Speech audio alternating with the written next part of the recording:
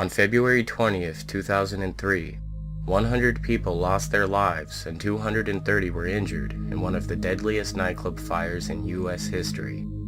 The fire was caused by pyrotechnics that were set off as the band Great White began to play its opening song. The illegal indoor use of outside fireworks led to the igniting of highly flammable soundproofing foam in the walls of the stage. Within 30 seconds of the fire starting, the entire stage was engulfed.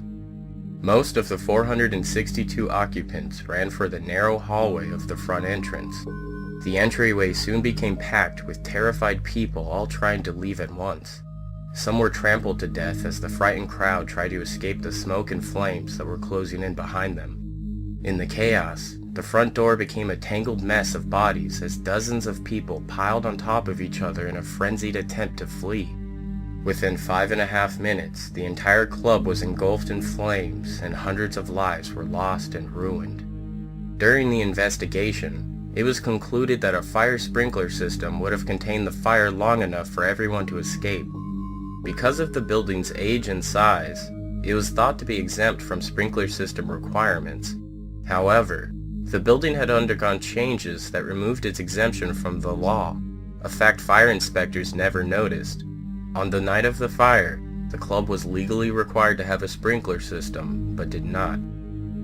On December 9, 2003, Daniel M. Beachel, the former road manager for Great White, and the two owners of the station nightclub, Jeffrey and Michael Derderian, were charged with 200 counts of involuntary manslaughter. The Derderians were also fined over $1 million for failing to carry workers' compensation insurance for their employees, 4 of whom died in the blaze. On February 7, 2006, Michael Beachel went against his lawyer's advice and pled guilty to 100 counts of involuntary manslaughter. During his sentencing, Beachel made a statement apologizing to the victims and families for his involvement in the fire.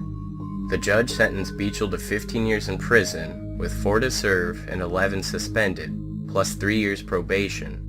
The judge said Beachel was highly unlikely to re-offend, which led to his decision to impose the sentence.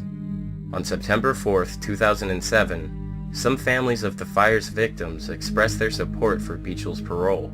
The state parole board received approximately 20 letters, the majority of which expressed their sympathy and support for Beachel, pointing out that it was Beachel alone who stood up and admitted responsibility for his part in the horrible event. He had also sent handwritten letters to the families of each of the 100 victims. Beachel was released from prison on March 19, 2008.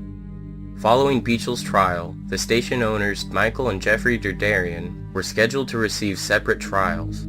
However, on September 21, 2006, Superior Court Judge Francis J. Darrigan announced that the brothers had changed their pleas from not guilty to no contest, thereby avoiding a trial.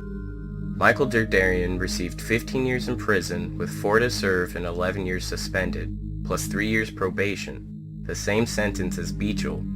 Jeffrey Derderian received a 10-year suspended sentence, 3 years probation, and 500 hours of community service. In January 2008, the parole board decided to grant Michael Derderian an early release. He was scheduled to be released from prison in September 2009, but was granted his release in June 2009 for good behavior.